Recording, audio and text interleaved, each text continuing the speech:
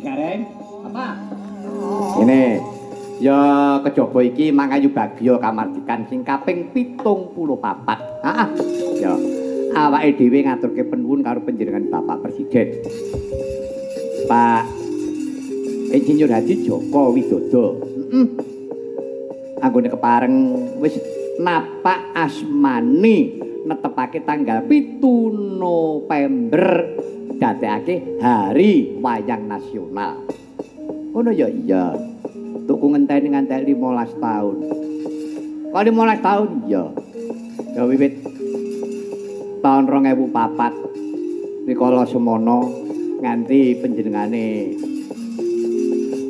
Bu Mega sing asta presiden rikala semono nganti panjenengane Gus Dur panjenengane Pak SBY bola bali aku kanggere ning panggung aku bengok nyuwun kaliyan Bapak pamarintah bidang menapa dipun tetepaken Hari Wayang Nasional amargi Hari Wayang Dunia sampun dipun tetepaken tanggal 7 November tahun 2003 rikala semanten ngantos 2000 kula dateng Perancis dateng UNESCO.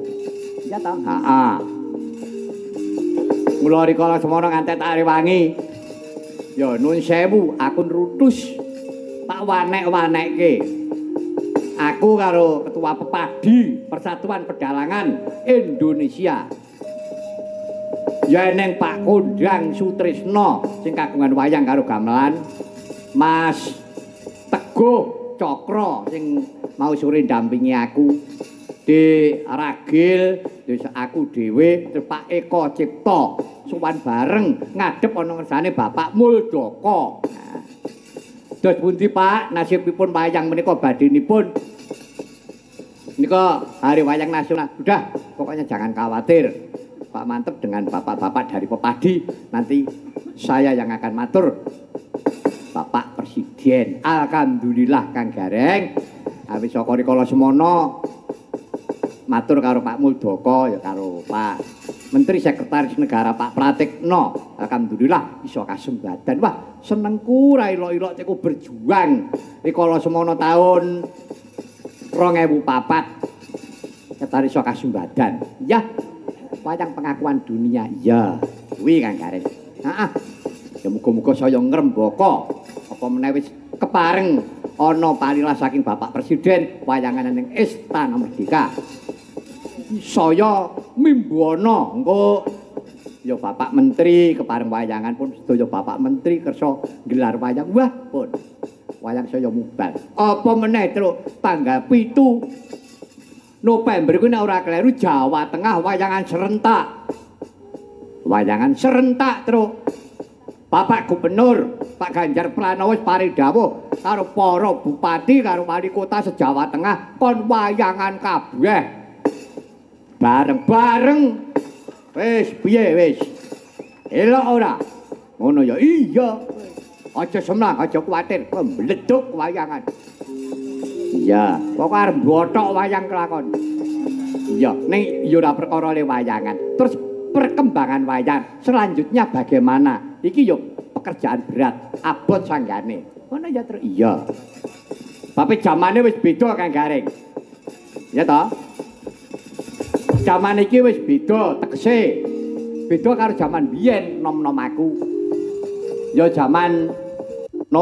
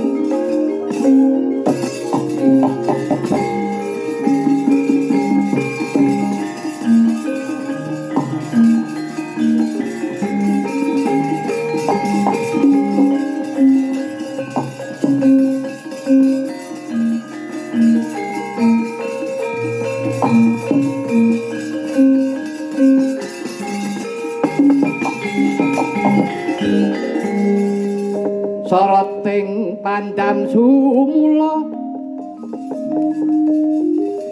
amadhangi jroning pasareyan ngenani wadon murmu kalingan ngangrangan sang dyamana engkung sumungkem guling sang kakung rarepo alon wuwu sira baboyayi maneman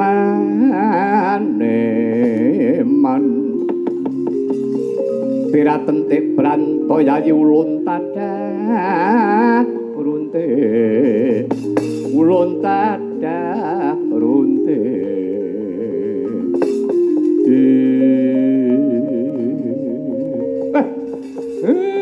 bergegek sadulita Gus ketinggalipun Ndara Radi Sungkawa ing penggalih kawis tinggal boten tumunten paring dawuh menapa to Gus ingkang dados sungkawaning penggalih dika mbok inggih kula pun paringi dawuh nggih den kula nyadong dawuh nggih Ndara menapa ingkang dipun penggalih nggih Gus kadung dawuh Kakang Badranaya kula aku krungu pawarta kalamunta Kang Mas Bratasena dalasan Koko Prabu Mandura tinimbalan marang kayangan Suralaya kautus kelawan para Jawata kinentreng galangi kamurkaning Narendra Dwarawati Prabu Yudha Kalakresna mung emane Kakang dosaku apa luputku apa aku ora kaparingan dawuh mongko nyatane Kang Mas Bratasena kaparingan dawuh nanging aku kok nganti dibedakake luputku apa ya Kakang mengkir yen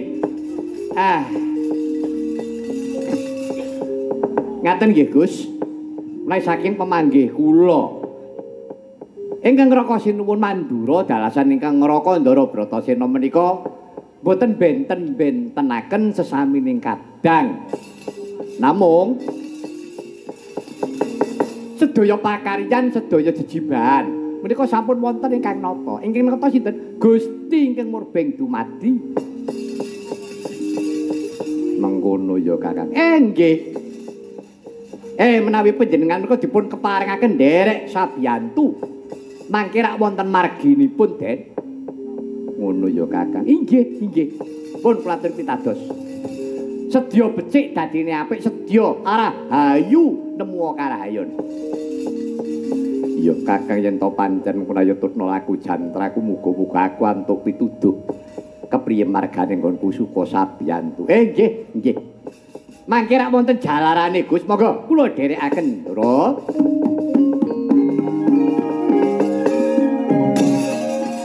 Mariko den prayitno